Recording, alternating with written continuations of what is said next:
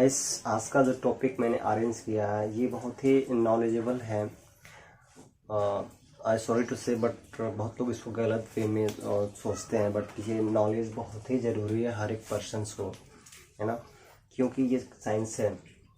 सबसे पहले जो कई बार लोगों के मन में एक थाट्स आती है कि how to erection of the penis. पहला, इरेक्शन क्यों होता है, on what reasons of the morning erection. तो मॉर्निंग इरेक्शन है, राइट। सबसे पहले एडल्ट्स में तो होता ही होता है, बेबी में क्यों होता है, छोटे बच्चों में, इसके पीछे क्या साइंस है, क्या लॉजिक है ना। इन्हीं सब चीज़ों के बारे में आज हम कवर करेंगे। द फर्स्ट अलग थी कि पहले हम क्वेश्चन को कवर करेंगे कि how to erection of the penis. इसका रीजन ये होता है कि जब भी हम कोई अगर वर्गर थॉट्स आते हैं हमारे, या कोई सेक्सुअल एक्टिविटीज थॉट आती है, या मास्टरबेट करते हैं, या किसी चीज़ को हम देख लेते हैं। जो एक रीज़न और है कि जब भी हम कोई ऐसे इमेज देख लेते हैं जो ओपन इमेजेस हो, कोई एक्टिविटीज़ देख लेते हैं वैसा मेल फीमेल का, तो उस कंडीशन में हमारे ब्रेन के जो प्यूपिट्री ग्लैंड्स होते हैं, जो मास्टर ग्रंथियाँ होती हैं, वो सीधे सिंपैथिक नर्व द्वारा जो हमारे स्पाइनल कॉर्ड से जुड़े रहते हैं सीधे आता है पेनिस में। और वहाँ जो पेनिस में जो वेंस होते हैं या कुछ स्पॉन्जी टाइप के होते हैं जिसमें ब्लड पूल हो जाता है बिल्कुल, और ये इरेक्ट हो जाता है। पहला चीज़ है, ठीक है। नेक्स्ट इरेक्शन है, ये कहीं ना कहीं ये गुड है, कहीं ना कहीं ये गुड मैसेज है या गुड न्यूज़ है कि आपकी जो पेनिस है अभी भी क्या है, हेल्दी है। और पेनिस मतलब हेल्दी है, ठीक है। आपके जो नर्व्स, जो आपके जो वेन्स हैं वो प्रॉपर तरीके से वर्क कर रहे हैं, राइट। सिंपैथिक जो नर्व होता है वो मैसेज को कैरी करके पेनिस तक लाता है, ठीक है ना। और पहले तो ब्रेन में ही देखते हैं तो यही इमेज बन जाती है, इमेज देखते हैं तो यही इमेज सोच पे ही सारे, जब सोच में ही मौज आ जाती है तो रिश्ते में खरोच आ जाती है। सब सोच के ऊपर डिपेंड है। जब हम सोचते हैं तो वैसे हमारे अंदर हार्मोन्स रिलीज होने लगती हैं, और ये पैरा सिंपैथिक नर्व को मैसेज देती है कि जाओ और पेनिस को इरेक्ट करो। तो उसमें क्या करता है कि ये स्पाइनल कॉर्ड से जो नर्व्स आती है तो उसमें क्या होता है कि बिल्कुल वो स्टिमुलेशंस हो जाते हैं और एक तरह के वो पेनिस इरेक्ट हो जाते हैं। तो पेनिस इरेक्ट होते कोई हर मतलब बहुत सारे एडल्ट्स ऐसे होते हैं कि उसको मास्टरबेट करते हैं, तो उस कंडीशन में बहुत सारा लॉस भी है। क्योंकि उसमें लॉस ये है कि अगर हफ्ते में अगर 2 बार करते तो हफ्ते में अगर 1 बार कर लेते हैं या 2 बार, तो ये तो नॉर्मल से हमारे जो स्क्रोटम या जो हमारे स्पर्म बनते हैं वो जाकर कहाँ स्टोर होते हैं, तो डायरेक्टली एपिथेलियम में होते हैं। एपिथेलियम में अगर इसको यूज़ ना भी हो तो भी वो डेड हो जाते हैं, या तो ब्लड में फिर से रिसाइकल हो जाते हैं, ठीक है। तो वैसे 3 दिन के बाद तो अगर मास्टरबेट करते तब तो नॉर्मल है, और इसको बिल्कुल छोड़ ही देना चाहिए क्योंकि बहुत बेकार है। क्योंकि इससे क्या क्या लॉस है कि हेयर लॉस,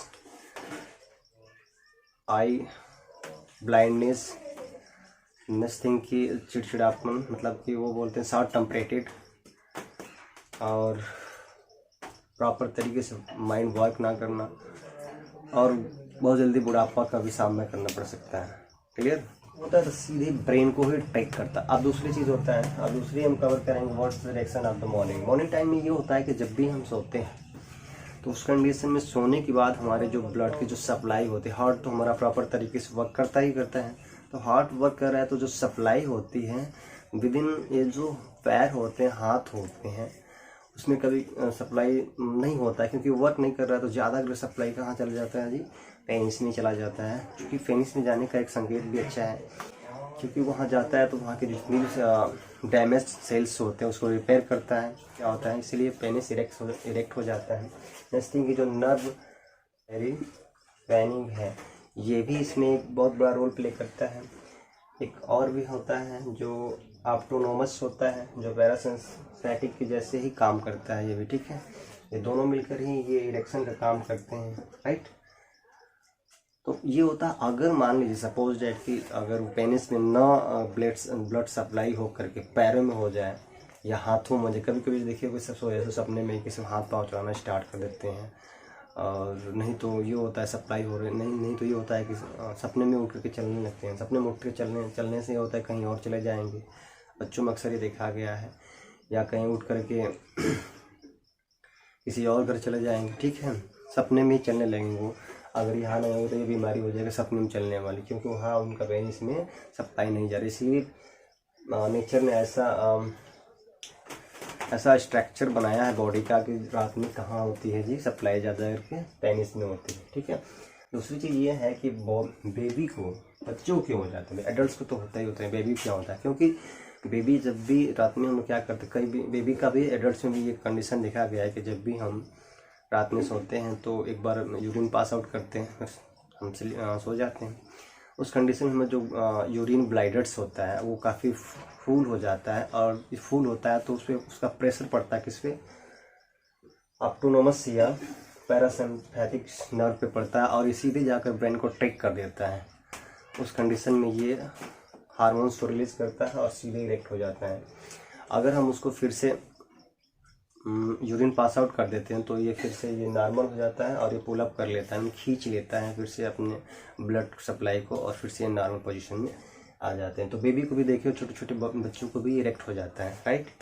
और यही कहा जाए कि दिन में जो होता है पेनिस की तरफ सप्लाई बहुत कम होता है, क्योंकि उस वहाँ ज़रूरत ही नहीं पड़ती है कि दिन भर हम लोग काम करते चलते रहते फिरते रहते हैं या कोई ना कोई एक्टिविटी करते रहते हैं, तो वो सप्लाई बॉडी की, या तो हम बोलते रहते हैं वहाँ भी एनर्जी लॉस हो रही है, हाथ चलाते रहते हैं या कुछ भी मोटिवेट करते रहते हैं या देखते रहते हैं, सबसे ज़्यादा देखने से या बोलने से एनर्जी लॉस होती है। तो वहाँ सप्लाई कुछ ज़्यादा ज़रूरत है, या वहाँ एनर्जी मतलब प्रोड्यूस हो रही है, वहाँ से रिलीज हो रही है एनर्जी, वहाँ से लॉस हो रही है एनर्जी, तो वहाँ सबसे ज़्यादा सप्लाई की ज़रूरत है, वहाँ सबसे ज़्यादा ऑक्सीजन और वाटर की ज़रूरत है, ठीक है।